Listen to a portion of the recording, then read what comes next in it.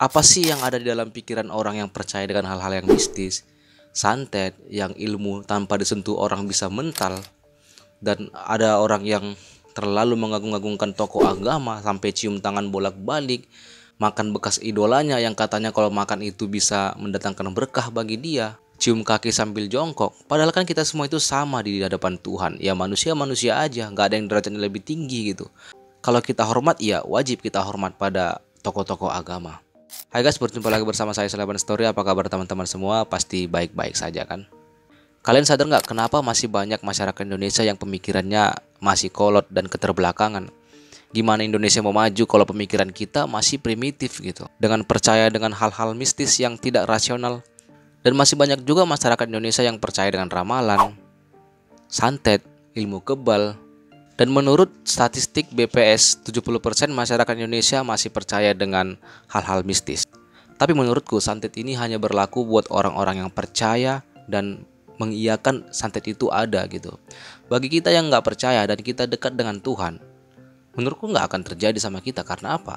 Bagi kita yang dekat dengan Tuhan, yang selalu menjaga hubungan dengan Tuhan, santet itu tidak akan mempan bagi kita. Karena Tuhan itu di atas segala-galanya. Dan banyak juga masyarakat Indonesia ini yang terlalu mengagung-agungkan dan terlalu mengidolakan tokoh-tokoh agama, sehingga saking mengidolakannya dia dibuat seperti Tuhan. Dan perilaku-perilaku yang berlebihan ginilah yang membuat oknum tokoh agama jadi memanfaatkan situasi ini untuk mendapatkan uang dari kebodohan mereka. Contohnya jual air, yang katanya air itu sudah dicelup telunjuk Habib, yang katanya air itu manfaatnya banyak. Kalian pernah dengar garam rukiah?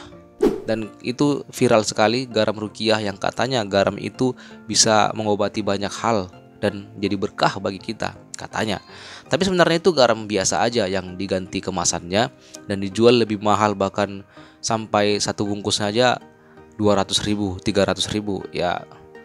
Bahkan keuntungan dari garam rukiah aja sampai jutaan, ratusan juta, bahkan miliaran bahkan ya, nggak tahu lah ya.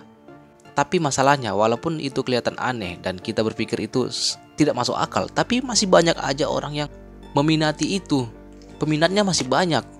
Dan mereka rela menghabiskan uang demi semua itu. Dan aku nggak tahu apa dalam pikiran mereka sehingga mereka terlalu mengagung-agungkan tokoh agama itu. Padahal kita ini kan semua diciptakan Tuhan dari debu tanah dan derajat kita sama. Kalau kita menghormati, ya menurut aku nggak salah menghormati. Tapi jangan sampai begitu, cium tangan bolak-balik, cium kaki, sampai kita menganggap kalau kita makan bekas dia itu kita berkah gitu. Tapi banyak juga loh, ada ceramah-ceramah dari tokoh agama yang kelihatannya dan memang itu bohong. Secara logika kalau kita pikirkan itu bohong. Tapi banyak juga peminatnya mendengarkan dengan serius dan menganggap itu seolah-olah cerita itu real gitu. Kita lihat ini. Al-Hamid ngeluarin rantai emas dari langit. Keramatnya Al-Hamid tuh ngeluarin rantai emas dari langit sampai ke bumi. Lagi ngobrol sama kakaknya Al-Muhdhar nih, Syekh Umar Muhdhar. Ayo wahai Syekh Umar Muhdhar, nih lihat keramatannya, nurunin rantai emas dari langit sampai ke depan dia. Ini Habib Syekh Umar Muhdhar ketawa doang. Dia bilang sama adiknya, Al-Hamid, coba lihat tuh paling atas siapa? Gak tahu, ada Syekh Umar Muhdhar megangin rantai dari atas. Lebih hebat saya, katanya. Aku nggak tahu dari ceramahan ini betul atau tidak, tapi secara logika ini tidak masuk akal gitu. Dan mereka, oknum para tokoh agama ini akan tetap melancarkan aksinya dan akan tetap melakukan ini selama ada pengikutnya, selama ada masih orang menganggap dia itu perlu gitu. Perilaku masyarakat yang berlebihan ini membuat mereka merajalela, membuat mereka merasa benar, membuat mereka merasa dibutuhkan di tengah-tengah masyarakat. Dan mereka juga tidak akan lepas dari situ. Karena apa? Keuntungannya banyak. Karena masih banyak masyarakat Indonesia yang bisa dibodoh-bodohi dari aksi-aksi mereka. Dan mereka nggak akan lepas dari situ. Karena apa? Karena mereka itu dihormati, diagung-agungkan oleh pengikutnya, dan seolah-olah mereka lah pemegang kunci surga. Nah coba kalau kita sebagai masyarakat terbuka, open minded nih, pemikiran kita terbuka, jangan kita pedulikan lagi tokoh-tokoh agama, atau pemikiran kita mulai di-upgrade lah. Pasti mereka itu akan berhenti dari semua perilaku mereka. Karena apa? Karena nggak ada yang ikut, karena nggak laku lagi aksi-aksi mereka gitu.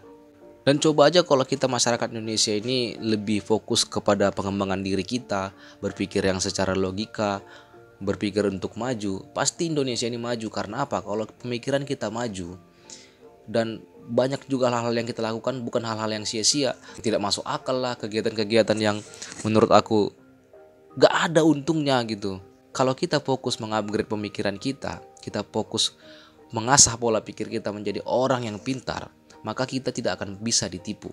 Bagaimana Indonesia mau maju kalau kita masih bisa ditipu masyarakatnya? Dan inilah penyebabnya banyak koruptor, banyak pejabat-pejabat nakal. Karena apa? Karena kita masyarakat masih bisa dibohongi dengan cerita-cerita bohong, kita masih percaya dengan hal-hal mistis, kita masih percaya dengan dan mengidolakan tokoh-tokoh agama.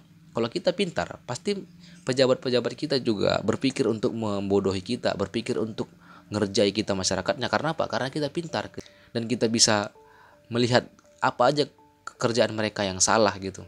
Cobalah kita sebagai masyarakat Indonesia supaya berpikir gimana supaya kita maju. Sampai di sini dulu videonya guys. Terima kasih sudah menonton dan jangan lupa subscribe, like, komen dan share ke teman-teman kalian semua. Terima kasih sudah menonton.